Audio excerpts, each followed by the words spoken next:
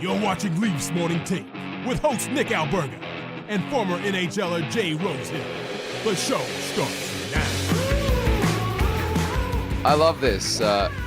Weezy F Baby writes in, plan the parade. This team is unstoppable. Presented by Bet365. Welcome to Leafs Morning Take. It is the Thursday edition. Nick Alberga and Jay Rosehill back together. Open an account with Bet365 today and bet on a huge range of markets, whatever the moment. It's never ordinary at Bet365. Use code NATION, all in uppercase today. That's NATION. What's going on, Rosie? Yeah. Nothing, man. A lot of Four Nations talk going on out there, but it's overshadowing the Leafs win last night, and I don't like it. I love how I leave for one day, plan the show for you guys, and all the talk is about you talking about Russia not being in this tournament. I love that. I just placed a little grenade in the old Twitsies, and all the political commentators went ballistic. But yeah, I have a hard time getting behind this too far when Russia's not even in it. Like, I don't care what your take is on the Ukraine war or Russia.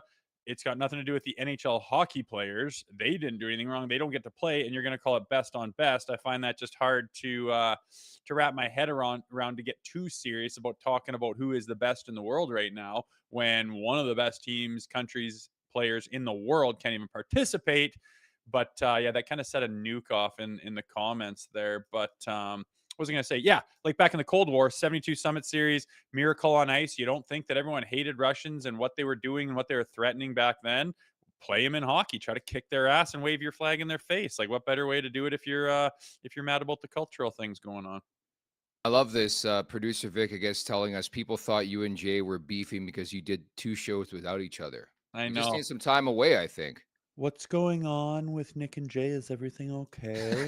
Is that what it was? Timmy writing that in the chat? Yeah, I didn't even know where you were yesterday. I just figured you went to the Bahamas quick or some other bullshit. No, my old man had surgery. It was a long day, man. I got like 4 hours of sleep. I had to wake up, like drive him to Toronto. I drive back and forth from Toronto to where I live. It's about a 40-minute drive where my parents live, back and forth. I did that like 3 times in like 12 hours. But good man. I caught wind of what you guys were doing. I keep tabs on the show from from a bit away. A lot of the topic of conversation, as you mentioned, the Four Nations face-off. So made official, although the rosters were leaked like 3 days ago. But you got Marner on Canada, you got Matthews on the States, you got Nylander on Sweden, and Yanni Hakanpaa named to the Finnish team, which I think is hilarious. He's played 2 games as a Maple Leaf, currently on IR, and a lot of time between now and the Four Nations face-off in February. But I beg to wonder if he actually plays in that tournament. I know, kind of weird. And like, people keep saying, "Oh, this could change, and this is it for now." Is there like another period where you can move around the roster? Sorry, I kind of don't stay up as close to this as I probably. No, it's more so like it's a physical game. Injuries? I think injuries are going to happen. I think there's going to be some injury replacements, and I think there's some Maple Leafs guys potentially on sort of the bubble. But is this a hot take to suggest the Leafs should tell Hakanpaa thanks but no thanks? Like, you're not going? Can they even do that? Like, why would you want somebody to take part in this tournament? I understand that he wants to play for his country, but like the whole goal here is you're a Maple Leaf. You're signed with this team. We want you ready for the Stanley Cup playoffs. We want you to contribute to our playoff team. Yeah, I know. I don't know what the deal is with the contracts, and I think that there'd have to be some verbiage or language, or at least non-verbiage language, to allow them to play in it. I don't think you could come in and say, "Too bad." You know what I mean? It's not the same as like World Juniors. Can a World Junior team say you're not going? I think that can happen. I don't know what the deal is, but yeah, I'm not.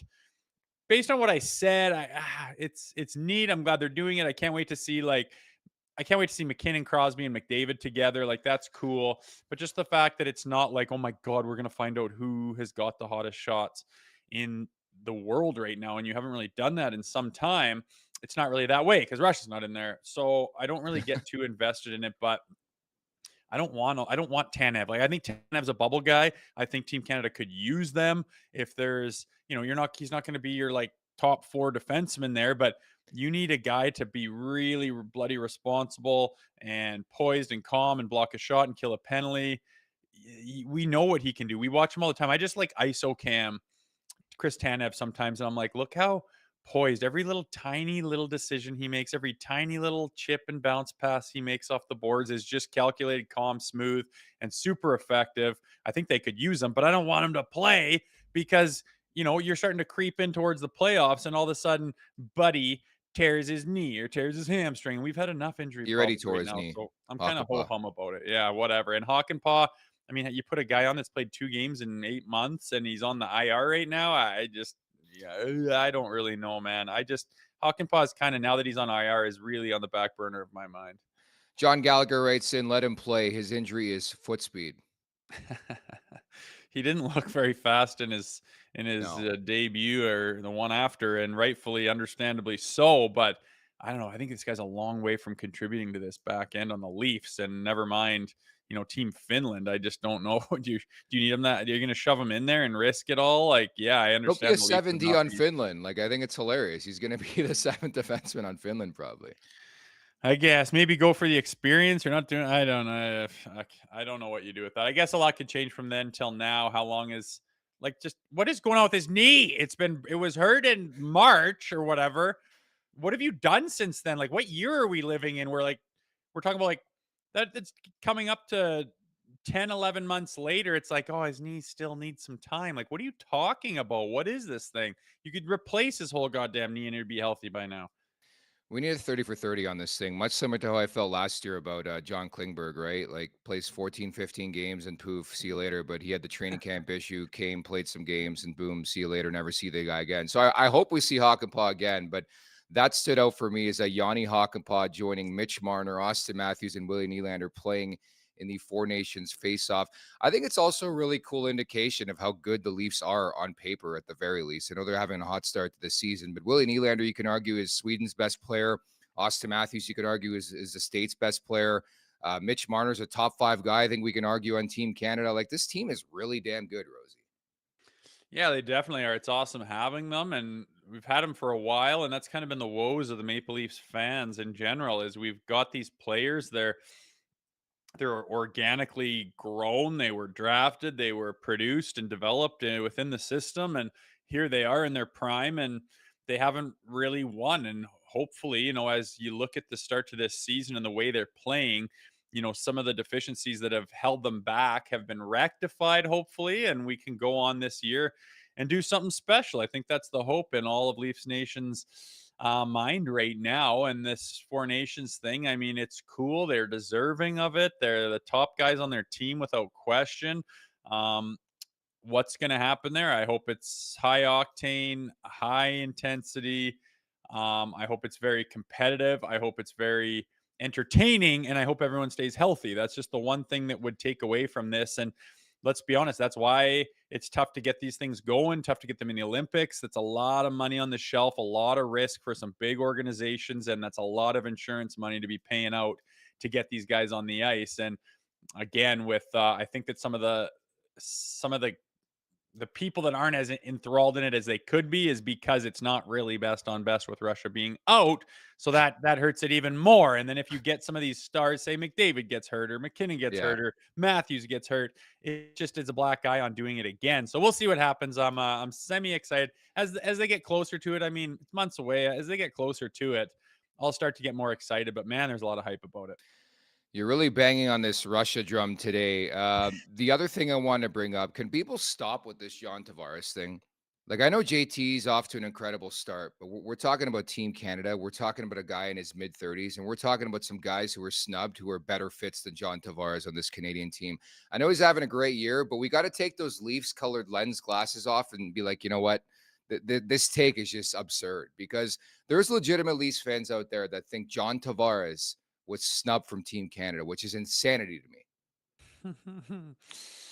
Look, there's a lot of really, really high-end, talented, qualified players that are born in Canada that are in the National Hockey League. You can only put together one team. There's going to be guys that you could say could work for this, and what about this role, and what about that role?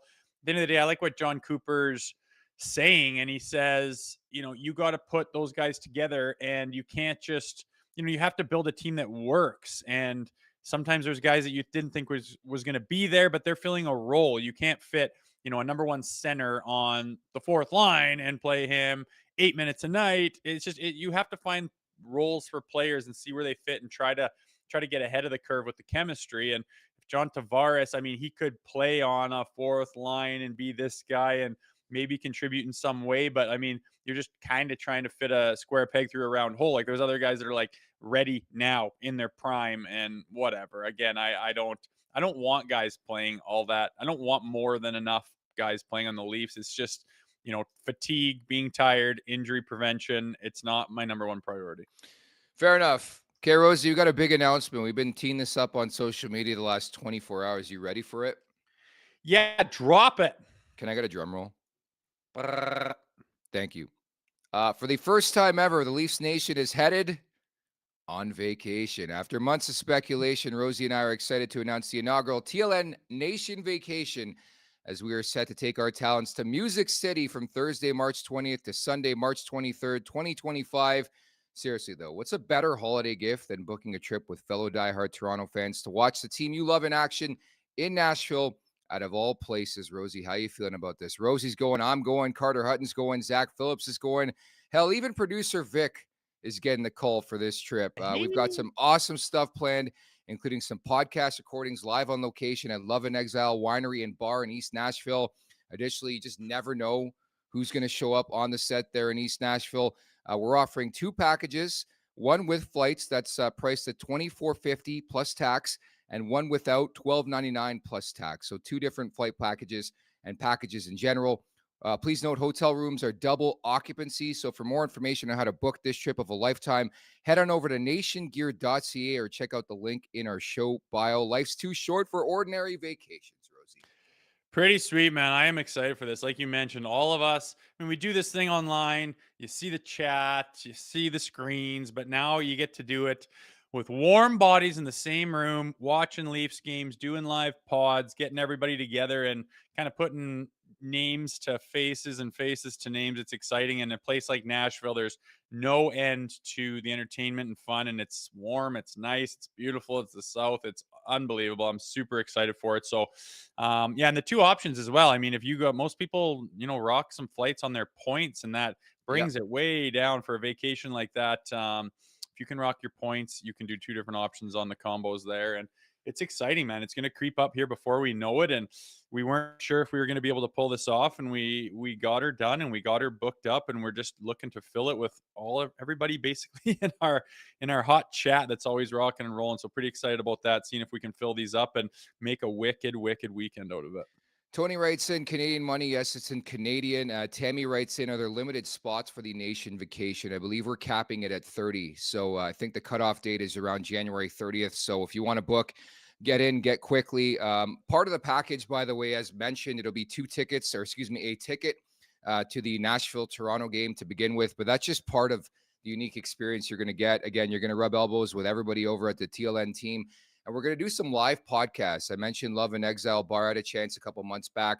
I went to Morgan Wallen in Knoxville, but went down to Nashville after, checked out the venue. We're going to do some live pods. Again, we just interviewed somebody on this podcast earlier this week who could make an appearance in person there. Hal Gill's in that market, Chris Mason. So I love that aspect, is interacting with our great listeners and viewers and actually doing a pod in person. We've actually never done a pod in person together, at least with people in front. Yeah, I know. Well, I guess we did the All-Star game last year, but it wasn't like live audience kind of thing. And we've tiptoed on it and touched on it with the pond hockey and whatnot. But this is kind of just us. This is just this show, just this chat. I think that if you're part of the chat, you should have to wear a little name tag that says your screen name. We can put names to faces, which would make it a lot funnier when we get back to reality and see in the chat and go, hey, we know that person. Hey, we know that person. But by all accounts, it's going to be a blast. There's going to be tons of stuff going on. And what a wicked city to go to. I was there last year, maybe last fall, and love that city. There's no end to stuff you can do. You can do stuff on your own. Come and join TLN for some of the activities we got going on. We're going to watch the Leafs smash the Preds again, and some live pods, live shows, all kinds of fun stuff. So, yeah, if that interests you, I think you got till the end of January to book it up. And, yeah, space is limited, so get in there while you can. I got a side note from Zach Phillips. He said, if Tammy doesn't go, I'm fucking quitting. So, Tammy, you better go on this trip. We're telling you right now, Tammy. You're our biggest fan. We love you. So you better come on this trip. She'll be there. Yeah. She'll Yeah. be We're looking there. forward to this, man. This is really cool. Again, we've been building and working at this for the better part of 2.5 years. To be able to do this is pretty damn cool. We're very, very thankful to the crowd we've built, the community we built here over at Leafs Morning Take and the Leafs Nation in general.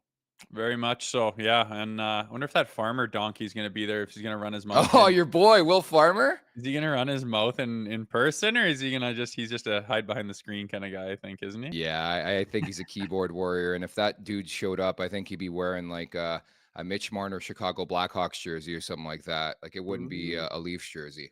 Yeah, probably not. We'll see. We'll see. I'm excited to meet everyone. Get down there, rub shoulders, have some drinks, have some fun, watch some hockey, do some pods. It's going to be wicked. Again, if you're interested, nationgear.ca, the link's in the bio as well. Contact us if you need any more information, but it should be all there on the website. Looking forward to that. We're going to promote the hell out of that over the next couple months. So looking forward to that. And it's perfect as well. I should tell you about the Nation Gear promo we got as well. You can wear that on the trip. If you're looking to cop some Nation Gear and support the podcast, now's a good time. Everything's 15% off right now. And if you spend over $200, we'll even throw in free shipping. We got the brand new My City collection that has dropped, looking great. So head on over once again to nationgear.ca and shop now, Rosie. I love it, buddy. Yeah, you're still got time before Christmas, so go gobble that stuff up. Support the show, support the pod. Everything about it's going this way, brother. Thanks to these subscribers. So keep that coming. We appreciate it. Speaking of which, make sure you get your super chats in right now, hot and heavy for sure. At the Leafs Nation 401, hit that subscribe button, hit that like button, Leafs Morning Take wherever you find your podcast. And don't forget to visit the LeafsNation.com. The Maple Leafs win again, Rosie, on home ice. They've won 12 of 15 at Scotiabank Arena. They are streaking right now. They've won 3 in a row and 10 of 12. But I thought it was a really interesting game where the first couple periods were kind of boring, slow. The Leafs kept themselves in the game. Joseph Woll, a big reason why. I thought UC Saros made a couple of big saves, but it's amazing like what a subtle change can do. They roll out in the third period. Marner and Matthews back together. It takes them 31 seconds, and the game's over for Nashville. Sorry, thanks for being here.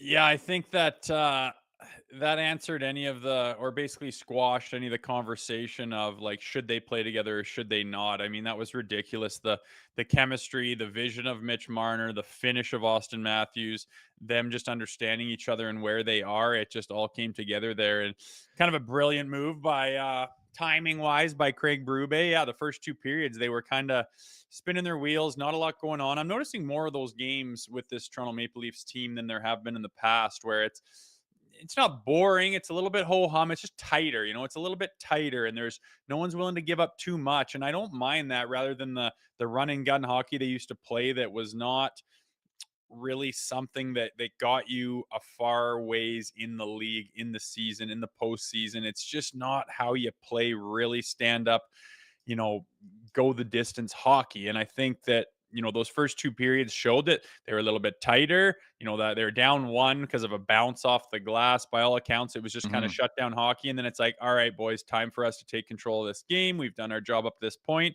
and boom, away goes the big boys. And yeah, Mitch Marner, he is hotter than a pistol. Austin Matthews is fully back, if you ask me. It's nice to see, like, you start to, chew your nails a little bit going, are they going to drop? Are they going to do one of these famous drop ones to a team that's struggling? And you get that bounce off the glass that Woll couldn't see, kind of a finicky, funky goal, that bad bounce you wouldn't expect. But in the end, the cream rose to the top, and those boys finished it off, and it was all in the hands of their superstars. Producer Vic, I need you to put up this video of Mitch Marner. It wasn't him setting up a play. It was him getting in a bit of a scrum. And Rosie loved this on X. But KPG, thank you so much for the super chat. Marner broke his cherry last night through his first NHL punch. Your thoughts, Rosie? Yeah, I know. I mean, dude, I'm sorry. He would have just looped into the corner, and instead he just goes, hammers the brakes, turns right to the guy, gives him a shot right into the corner. And then Nyes is like, holy shit, that's Mitchie. And he gets in there. Like, those are their star players, and they're up and comers with Nyes. You'd think, like, yeah, obviously Revo would be in there to do that, but team toughness and get the hell away from our star goaltenders. You don't come near us. The swagger, the cockiness, the confidence, the toughness, when it goes through your whole team and even your stars are doing it, it just makes everyone sit a little bit taller and be a little bit have some more swag out there and just get the hell out of our barn after we smack you around. I love it. I absolutely love it. Mitch has been missing that. And hey, I'm warming. I'm very warm to Mitch Marner's play as of late. I'm very warm to it. I'm sorry. I did Cam and Strick, and they released a clip of me doing about half of a rant where I'm talking about Mitch Marner, why he's been short, and then they missed the part where I'm like, but his play as of late is XYZ, and it looks like I'm bashing Marner at the worst possible time. But we know about his woes. We know where I think he's fallen short. I know where I think that he's not earned the right to have the kind of money he's going to command. But after his play in a contract year, it's stuff like that that matters to me. It's playing a little bit harder. It's playing more confidently. It's playing the right way. And yeah, it's grabbing a guy after the whistle and being tough and sticking up for your teammates. But it's just the overall aura of him. It's You need to be able to play a style of hockey that's going to get it done in the playoffs. And he's starting to show that. And yeah, he's a phenomenal hockey player. And if he keeps doing that all year, it's just tough that we can't watch one more playoff run to decide on Mitch Marner. I mean, that's just where we're at, and that's why it's an interesting conversation. Let me phrase it this way. How many cocktails in, when you start to feel that bit of buzz when you have a couple drinks, like how many cocktails in is your feeling on Mitch Marner right now? Um, well, I mean, a 3 beer buzz is pretty damn good, right? It But is. Yeah. I, I just don't want to be hurt again. I mean, he's What's had your answer? he's had, just about 100-point seasons. He's been all stars and all this stuff. And then, yeah, it's just like you sign him, you're, I don't know, with maybe the core four wasn't the problem. It's the surrounding, Oh, stop. Stop it.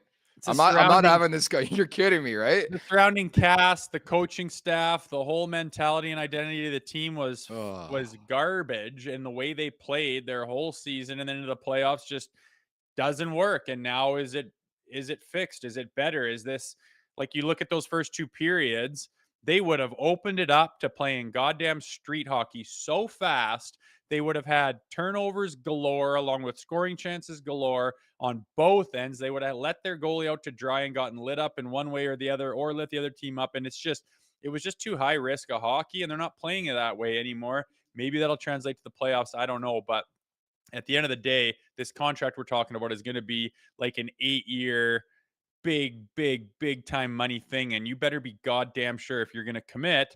And I know he's off to a hot start right now, but you can't forget about the last 8 years where it just wasn't good enough. It's an anomaly, man. I'm glad I don't have to make the decision. Were you abducted by aliens in the last 36 hours? No, I'm just not as mad at Mitch Marner as I was after Game 4 of the playoffs last year.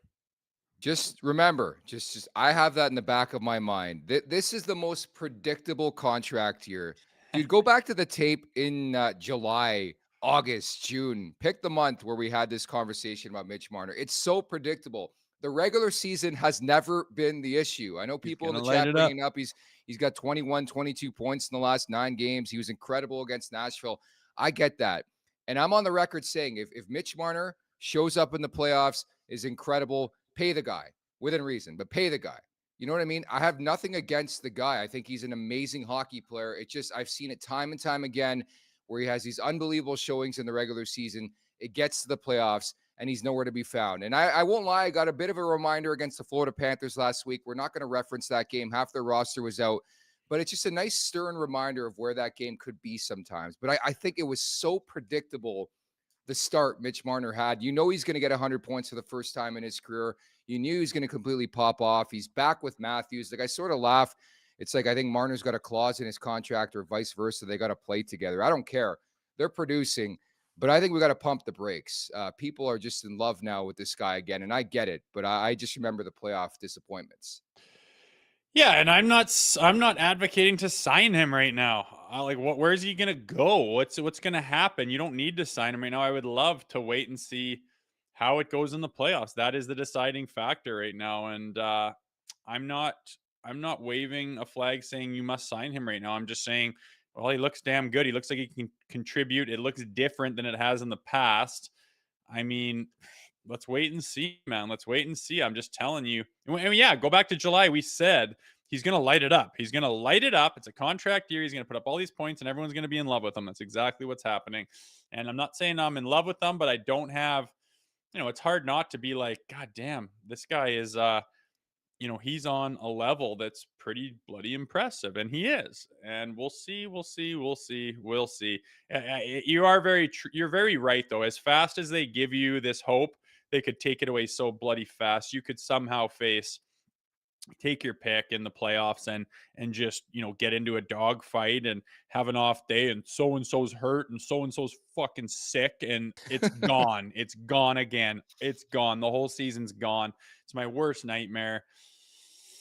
It can happen quick, though. We will see. You know what's hilarious to me, and we really haven't touched on it, but like there's the potential of the Leafs getting to the playoffs and maybe winning the division, and they play Boston or Tampa again. And it's like, what kind of convo we're gonna have then? Because that's the number one reason why this team can't go far is their setting in the playoffs. So like, what's the excuse gonna be this time? Yeah, I mean, I don't know, man. I'm not scared. I'm not worried right That's now. good. I have a fairly, like, I'm not tooting a horn or making a prediction right now, but I have some faith in this group and the way they're playing this year, and who has stepped up to the plate and how they have stepped up to the plate, and their depth and their goaltending and their defense. I'm just like, okay, like, I've seen us go to game 7 against the Bostons with dog shit teams compared to this one, with teams with holes galore that play a style of hockey that is gag worthy at times, and they still get her to game 7. And yeah, they can never get over the bloody hump almost, besides the other year where they got to the second round, got smashed by Florida. Fine. But this year I'm just like, bring on a big boy. I don't give a shit. These guys are playing a style of hockey that we've been begging for years, and they've got all the bullets in the chamber to back it up with all the positions I just mentioned. I'm pretty high on this group right now. The consistency has been there, which you love to see. And as I've mentioned early on in the season, I love what they're cooking on home ice, man. You got to make that place a house of pain. You got to make that a difficult building for the opposition to come in. And they've done so to their credit, to their point throughout the early season here. I think Austin Matthews is really rounding into form here. The second half of that game against Nashville, I guess the third period, he was buzzing. He was everywhere. Goal 7 and 8 on the year. He had 7 shots on goal. Like, he's really starting to look like Austin Matthews again, which is really good news. Like, even in the first period, he had like that one-handed shot from the wing. Like, he just feels fresher, which obviously is a good development. You missed 9 games. You head on over to Germany for something. You better look pretty damn good upon your return. Yeah, I mean, he could have had 4 like pretty Yeah. easily. It could have been a big old night for Austin, but I would say he's healthy. I would say he's ready to rock. I would say whatever he did behind the scenes during that time was needed, and it seemed to have served the purpose. And by all accounts, I would say he's back and he's ready to roll. And I don't know, what do you think about him playing with Mitch? It's going to be impossible to split them up after that for a foreseeable future. But I would love to have them split so that you just have this rolling wave of smoking you out there as the opposition. But you put them together, you thin it out a little bit. I mean, you still got Nyes and Johnny and Willie behind them. So you think they're going to ride with them for the considerable future, or what? I wouldn't be shocked if they went right back to the well of what they were doing previous. It was working, right? The Marner Tavares connection, the Nylander Matthews one. I think what intrigues me as well is, like, it sounds like Max Domi's really close. Max Pacioretty to a lesser extent, but he's in the conversation, could return this weekend.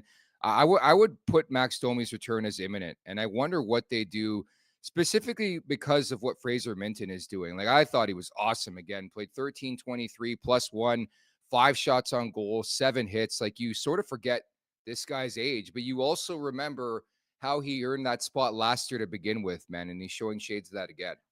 Yeah, he may just very well be flat out ready. I mean, you just don't know with guys that young, and it's risky, and there's always a great argument to put a young player in the minors and give him some experience and get his feet under him. But there are times where you gotta test them out because of injuries, which is the case here. And sometimes they just take it and run with it. And you're just like, well, I can't justify. I know that you're young, but look at what you're doing. And consistently, there's not one time where he looks lost. There's not one time where The speed of the game is beyond his comprehension. There's not one time where he just doesn't understand how the league works, the transitional game. He's never out to lunch or lost. Like he's always in control. He always knows what he's doing. He's always doing it with purpose, and he's always like his lines. He's plus player. He just, why would you take him out? I don't give a shit if he's 19. Even better if he's young. He's healthy. He's spry. He's got energy. He's ready to rock. Like, yeah, I get why I was a big proponent of get him in the minors. Let's not push this kid. You can wreck him, especially in this market, for way too long to be happy with if you force something. I think that it's the opposite of that. Yeah, you did the right thing and you put him in the minors, and he came up and he showed, yeah, I'm not a guy that needs that. I'm not a guy that needs to develop and to blossom and to have that time down there for the experience. I'm just ready to rock, and he's proved it, and I don't see him coming out anytime soon. Yeah, I agree with you. He's been awesome, and I think obviously there's a lot of racetrack between now and Game 1 of the Stanley Cup playoffs, but I think there's going to be a lot of moving parts, clearly. But there's a lot of guys who are coined as centers that can play the wing. Like, I think you don't have to make that decision anytime soon. And even a guy like Minten, maybe he plays the wing. Like, I just think bottom line, if he's well enough and good enough to play in the playoffs in the NHL, then he's earned a spot on my roster. Because again, he's in the good graces of the coach. He's reliable. The IQ's there. It sounds like he's really mature and a veteran sort of voice on the bench, which is crazy to say about a 20-year-old. But all the boxes are being ticked right now for a Fraser Minten. And again, just a reminder of why he came out of nowhere last year and made the team out of camp, right? And he's proven that once again. I think he's just been so solid for this team in the bottom six. Joe Wall, pardon me. What gets lost in the conversation is the depth that brings. Let's say Grabenkin and Minten stick around, and you're talking about Domi and Pacioretty getting healthy, and just look at how that pushes things down the line. All of a sudden, it's like, if these guys are playing like this and they get a little bit of chem and they kind of are well rounded, they have guys to hit and get snarly and take care of the bullshit if anyone tries to bully them. You got goal scorers galore, you got playmakers, you got stay-at-home D-men, offensive D-men, you got stud goaltenders. Guys are blocking shots, making plays, leadership. Like, it's like, oh my god, bring on the Lightning in the first frickin' round. Are you kidding me? And I think with the emergence of Minten being a guy who all of a sudden it's like, it's not just a hope or a pipe dream that he could be effective. If he continues on this, it just adds to the layers of depth, and all of a sudden this team, which we haven't even really seen get any track or runway to get some chemistry going as a full unit because of all the injuries, if they get fully healthy and get a little chem going, they're nasty, man. What'd you think of Schenner hammering Grabenkin? See, I missed it. Grabenkin went to the point and kind of just went to finish, and Schenner just gave this extra. Are you kidding me, kid? And then I saw our text. And I was like, God damn, I missed it. And I was trying to rewind, and then I screwed up. I missed it, but I'm not surprised. Schenner prides himself on his hits, on his strength, on his feet, and getting up there 1,000 games, being the wily veteran that he is. Some kid tries to rock him is the last thing he's going to put up with. I'm not surprised he lowers the boom in the shoulder. He's a big, thick dude, and I'm not surprised that he gave that guy a little welcome to the league treatment. It pretty much was a welcome to the league for Nikita Grabenkin. Joseph Woll, 22 saves, 6 consecutive victory in that time frame, 1.83, a 935. He's fully back, isn't he? Oh, I would say so. It is literally a 1-2 punch, and they are switch hitting those guys, and it's like I don't want to take it for granted, but it is just like clockwork. Both of those goaltenders just play stupid hockey right in front of your eyes every single night, just making the big saves, the extra saves, the second efforts, the ones you don't think they could have. They're in position with the right angles during the opposition's best plays. They can't solve them. It's unbelievable. And I know both their numbers are great, but yeah, Joseph Woll is right there now. Like, if game 1 started tomorrow of the playoffs, I kind of lean towards Stoli, maybe just because he kind of came out of the gates first and took it. But Woll's, it doesn't, like, who do you even go to? It's such a great problem to have. This 1-2 punch is, I don't want to say it's unexpected. It's just as good as you could have asked for. And when they signed him, I'm always optimistic, going, Woll, the sky's the limit for Woll. Look how big and good of the numbers are of Stoli. And so what if he's only played 29 games? Like, let him play 40 and see how, you know what I mean? And it's all happening right now. And barring any crazy changes coming up in the foreseeable future, we got 2 wicked goalies to ride, and they're a big part of a lot of these wins that they've rattled off here.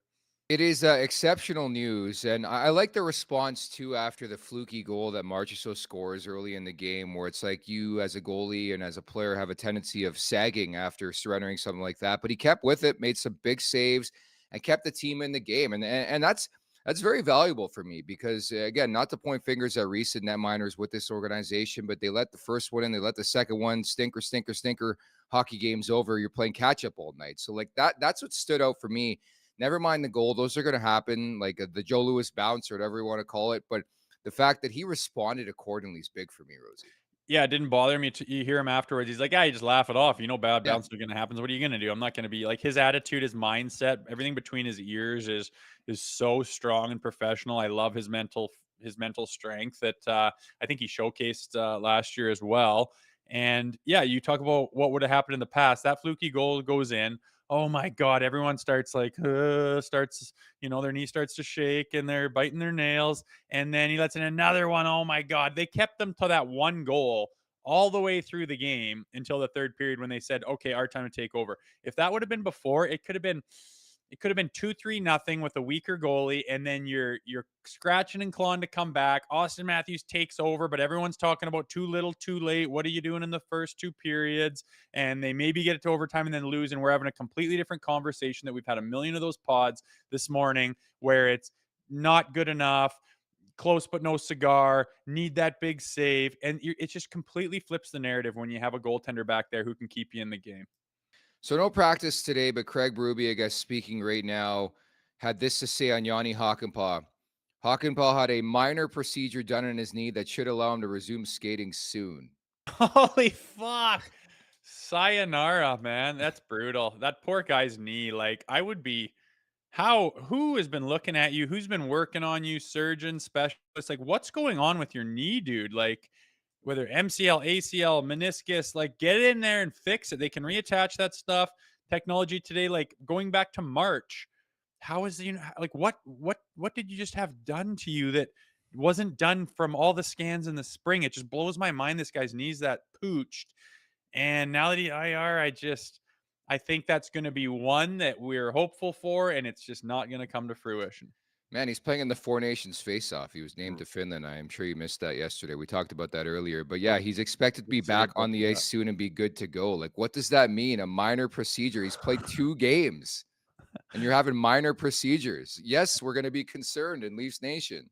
And we know, like, again, I don't put any stock into that information. Minor procedure, he'll be good to go. Bullshit. What have you told Matthews us? was minor. Remember that? Matthews was minor. He missed 9 games. Day to day, little tweak here. Very close, very close. If he's close, why did he just stop skating? Why is he in Germany? I don't put any stock into that. He is on the shelf.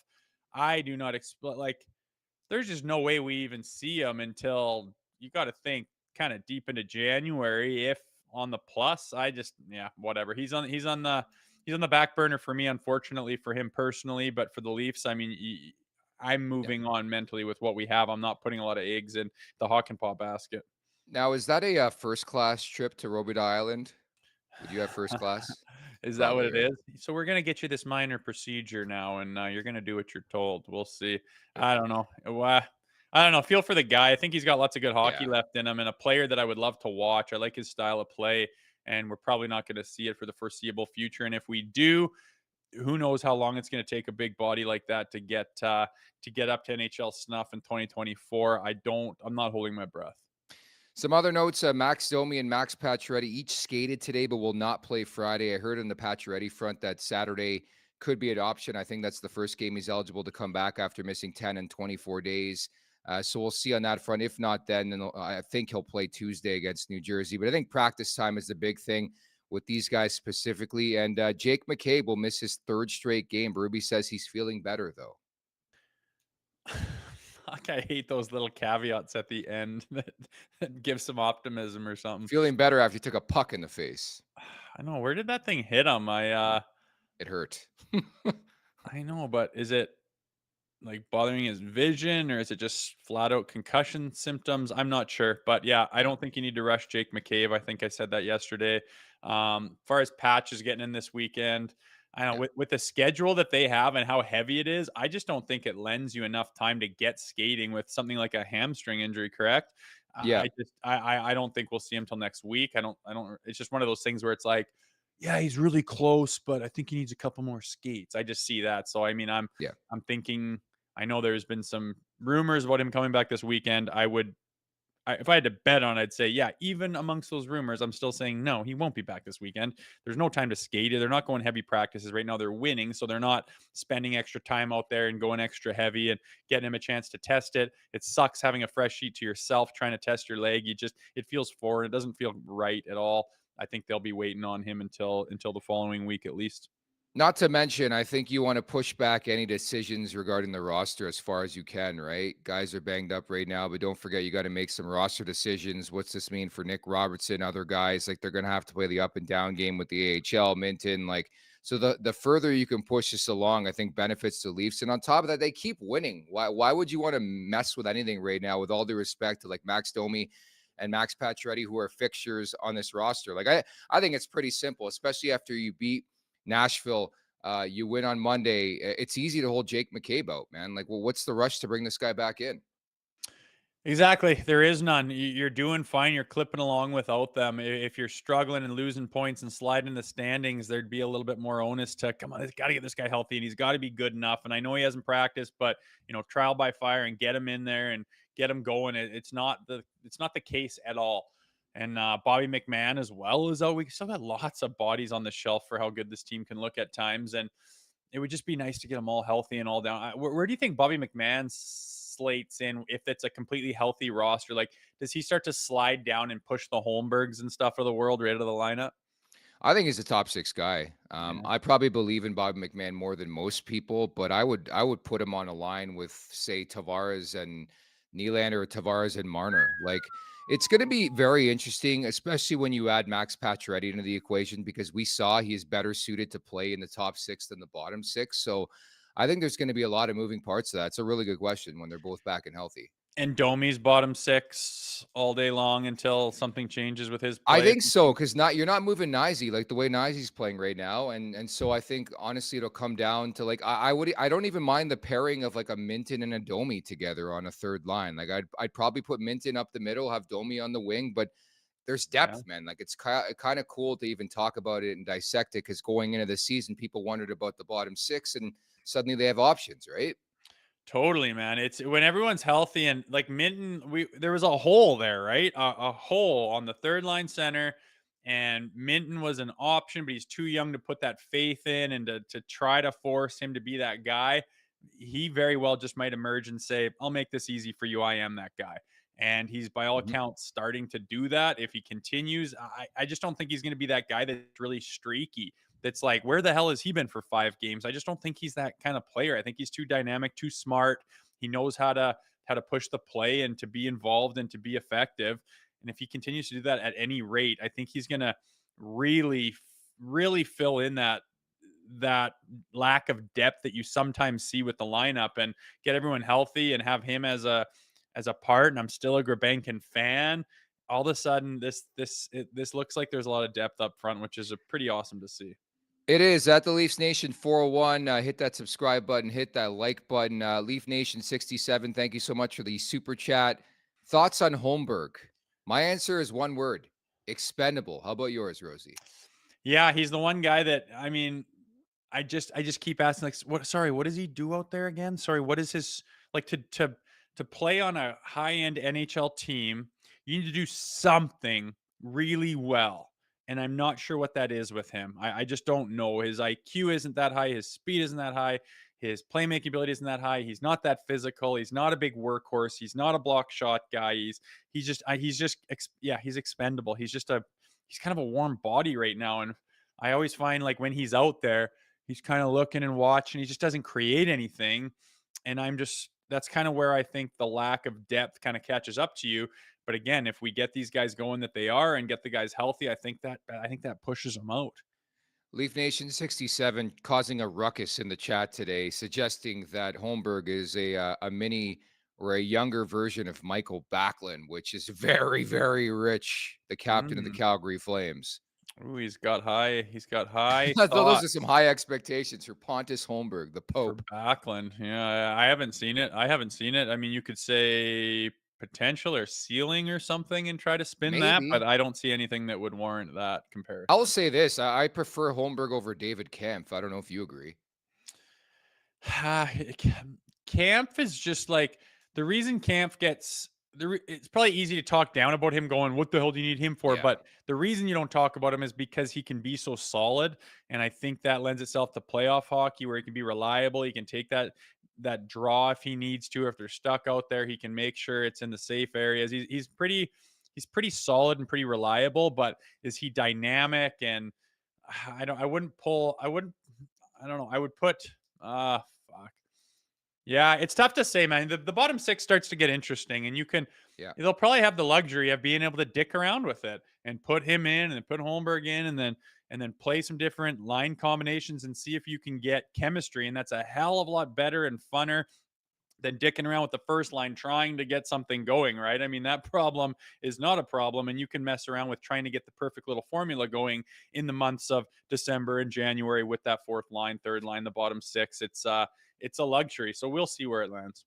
Want an idea of how hot the Maple Leafs are? We're debating your boy Pontus Holmberg in the chat. It's Yeah. been a lot of Holmberg conversation. Getting So down to this the seems, nitty gritty, aren't we? yeah, we're red hot. Speaking of the nitty gritty, we're ready for take it or leave it. Are you? Oh yeah, let's go. I like the segment. Is it what day is it? Thursday? Once a Ah, week, either Thursday or Friday. Take it or leave it. Everybody knows by now. Take it means yes, leave it means no. At least one more Maple Leaf will be announced as an injury replacement for the Four Nations face-off. Take it or leave it, Rosie. Hmm.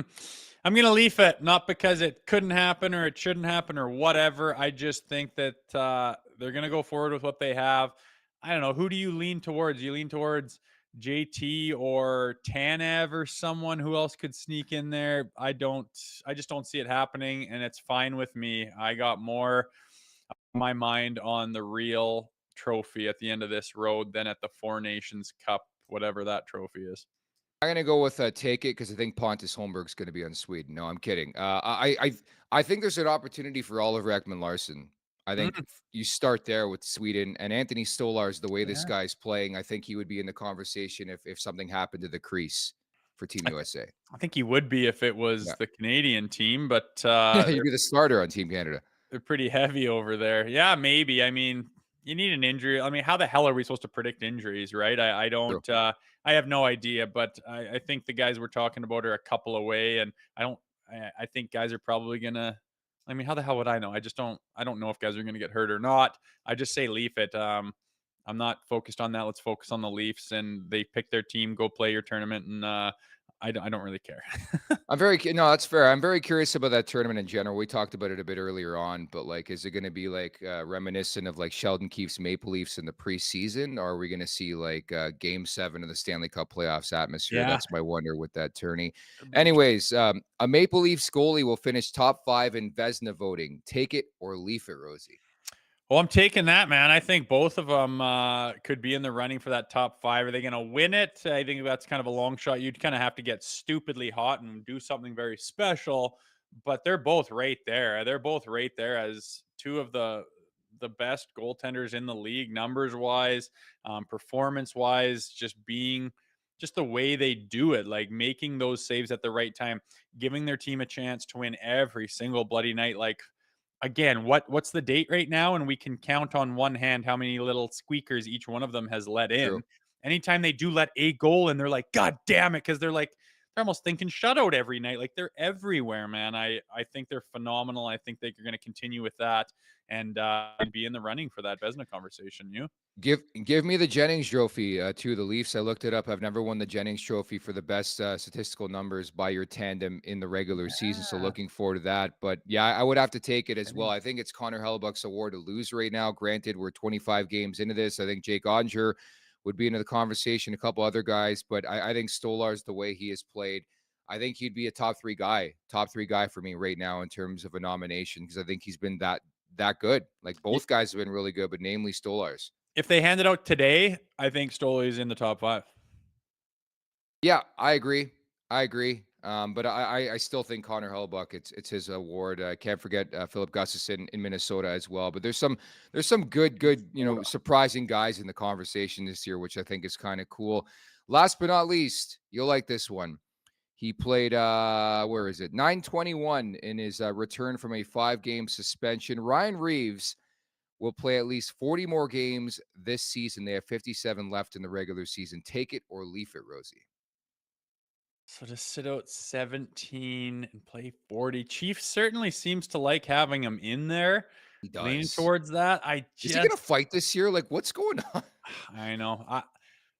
Oh, it's so hard for me not to be like a hypocrite or a complete dickhead by saying I just don't see a ton of value in, like, if he was running around and having I didn't oh my notice him God, last there he night. goes again and just crushing a guy. And then, oh, did you see that hit? And then, the crowd's going nuts. And then he gets off and everyone's clapping and cheering. And then out goes Austin and out goes Marner and holy shit. Like, I love that, but I don't seem to notice him doing that. And for that reason, I'm going to say leaf it. I think that eventually these guys will get healthy and the lineup will start to plinko down and guys will start to get bumped. And I think he's going to be one of them.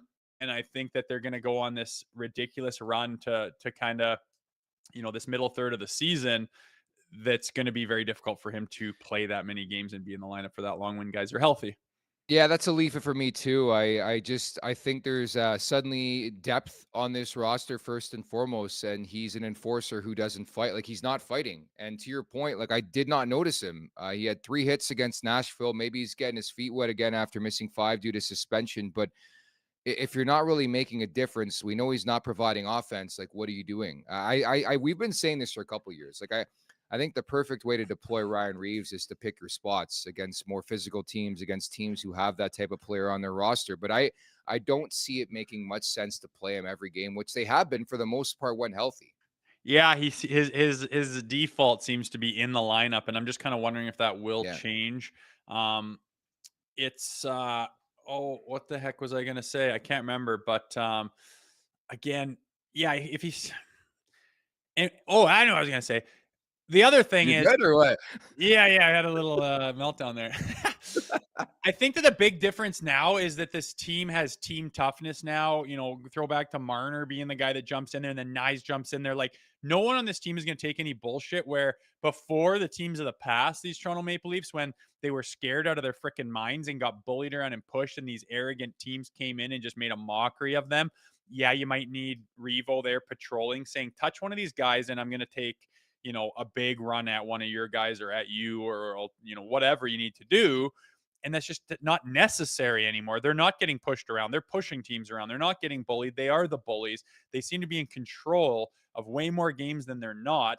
And it's usually where you need to go get that scrap and try to stir the pot is when you're behind the 8 ball and you're spinning your wheels and you can't get any momentum going. All right, get Revo out there, have them run around and and if anyone asks, spring load your gloves and shit can them and get everyone fired up. That's not really necessary in this season so far. So another reason I think he might have to potentially take a back seat down the road here. It is time for the last call, brought to you by Bet365. Open an account with Bet365 today and bet on a huge range of markets. Whatever the moment, it's never ordinary at Bet365. Use code NATION, NATION, all in uppercase today. A bunch of games in the slate. I believe there are 9 in general in the NHL. I'm going to take the under between the Flames and the St. Louis Blues. Surprise, surprise, St. Louis starting to play some better hockey. So is Boston, for that matter. Talk about the coaching bump in season. 3 of the 4 Blues games under Jim Montgomery have hit the under, so I'm going to play that Calgary St. Louis under. Hey, there you go. I don't like when there's so many games on the board. I get overwhelmed. I don't know how to pick. It's like I'm at D Dutchman Dairy in Sycamoose, BC, trying to pick all those flavors of ice cream, and I can't, and I end up panicking and picking something stupid. Vanilla. That's what you would pick, vanilla. Oh, yeah, right. I'm not vanilla, bro. What's your go-to ice cream scoop? I'm really liking salted caramel lately, but like right up until recently, I've been just an absolute child going with like bubble gum and like what's the cotton candy Blue and Sky, my friend. Are we gonna get you a Blue Sky account or what? Blue Sky's where it's at, baby. Yee! No, I end up just doing what my kids do just because I'm a kid at heart. Enough. But I gathered my thoughts here, and Nashville Predators going into Montreal. I think that they're going to spank that little Habitant team, and I'm just waiting for this team to kind of put some things together. and be better than they are, as they were like damn near favorites to win the cup as soon as July 1st was over. And I'm going to take them because of the value in regulation, which is plus 115. So if you go back to August and you're going to say the Predators are plus 115 to beat the Montreal Canadiens, I think you would probably put your mortgage on it. I'm not saying it's that much of a lock, but I think they can take them down tomorrow night or tonight. I like the over in that game too. Eustace Ananen, who they just picked up from Colorado, is just an absolute sieve, and Patrick Laine is horny to shoot the puck right now. Back game 2 of his season here with the Montreal Canadiens. So I'm expecting some offense in that game. Diz K writes in, bubblegum is foul. Leaf Nation 67, cheesecake ice cream. I'm with you on that front. My all-time flavor is Nutella, and I had that in Rome. Best ice cream of my life. Nutella flavored ice cream. Insane, man. Gross. My kids would probably, we don't even buy Nutella anymore. It's so gross, but they would take an ice cream scoop of Nutella and just put it in their cone and munch that all day too. Yeah, because it's the best tasting thing on earth, Nutella. That's very aggressive. It's wow, that's a tough take. That's a tough take from you. You're not a Nutella guy? It's a tough take. I'm not a Nutella guy because I don't think it's the greatest tasting thing on the face of the planet. Relax. You're a joke. You're a joke. Enjoy your Nutella. Mr. 5893 Nutella is overrated. That shit is foul. Okay, fair enough. Not good for you at all. It's made with real hazelnuts. Okay, it is a sugar bomb, and it doesn't belong on toast. Dude, all the world's a stage, right? So Nutella, by the way, has cancer-causing carcinogen oil. Are you kidding me? It does.